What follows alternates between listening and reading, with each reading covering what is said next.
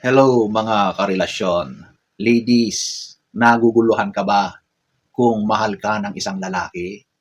Alam nyo, merong isang pinaka-sign o tanda na mahal ka ng isang lalaki.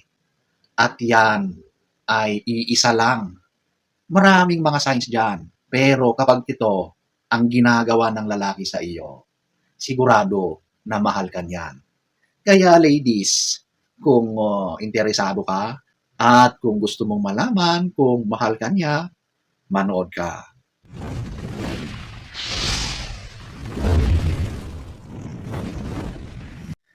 So, huwag na tayong magpaligoy-ligoy. Eto na, yung pinaka-sign na mahal ka ng lalaki. Yung ginagastusan ka niya. Yun lang. Wala nang iba. The rest ng signs, nandyan lang yan. Pero kapag itong sign na ito ang meron sa lalaki, tiyak na mahal ka niyan. Okay?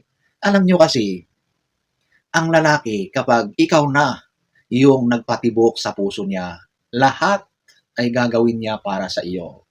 Yung usaping pera, paggastos niya, hindi niya yun iintindihin. Ang para lang sa kanya is makita na masaya ka sa piling niya.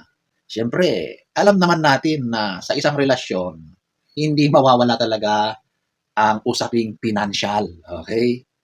At lalo na sa mga kalalakihan. Kaya sa umpisa pa lang, sa mga dating stage nyo, at nakikita mo na ang lalaki na yan ay galante.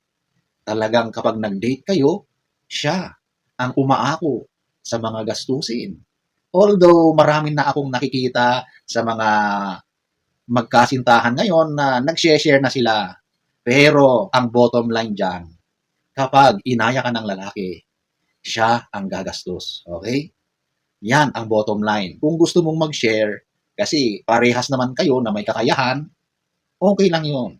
Pero sa usaping gastusan, ang lalaki, kaligayahan niya na ibigay ang mga alam niya na magpapasaya sa taong nagpapatibok sa kanyang puso. Baka sabihin niyo ulit na paano yung mga walang kakayahan? Paano naman yung mga mapepera at yung mahihirap? Hindi usapin yan kung marami kang pera or limitado, okay? Limited ang finances mo. Kasi kahit mahirap ka, gumagawa ka ng paraan para sa maliliit na bagay, sa mga simpleng pagkakataon, ay nag-e-effort ka na pasayahin ang babae. Okay? Gumagastos ka in your own way, di ba? Hindi naman porket mahirap ka, kailangan mong gumastos ng napakalaki. Hindi po ganon. Ang mahalaga doon is yung effort, di ba? Nakikita ng babae na gumagawa ang lalaki ng paraan.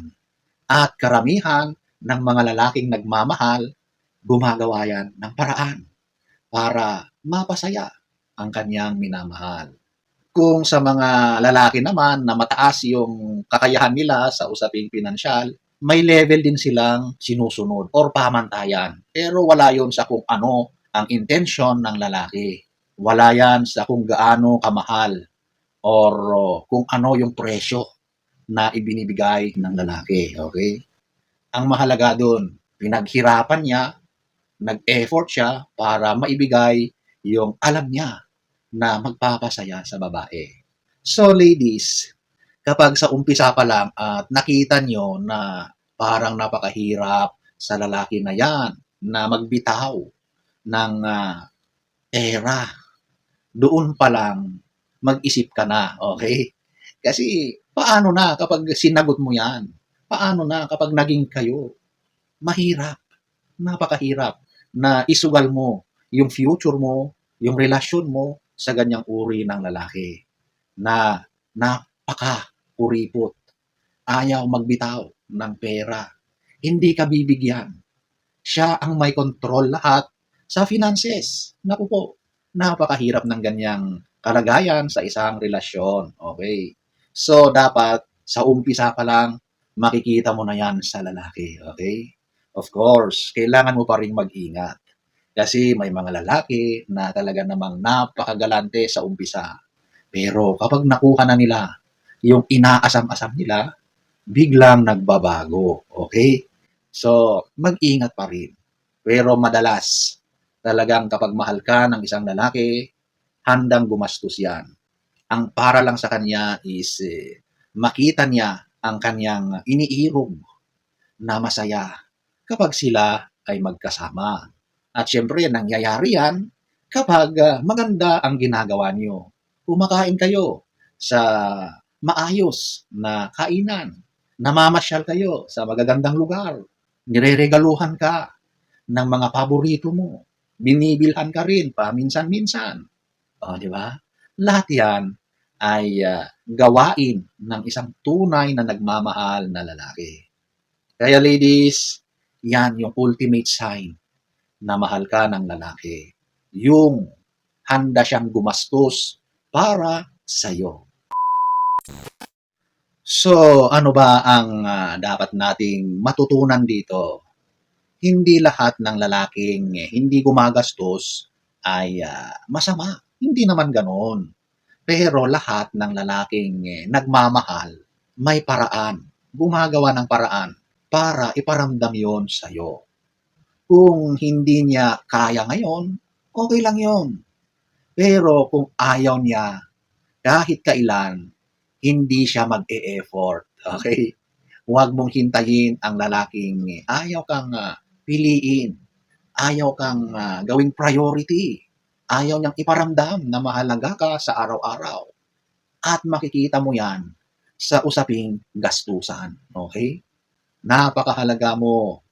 Hindi ka opsyon. Okay? Ikaw ay isang trophy para sa isang lalaking tunay na nagmamahal.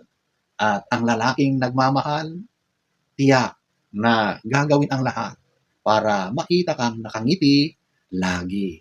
So, sana ay nagustuhan nyo ang ating topic for today. Next story time. Don't forget to subscribe.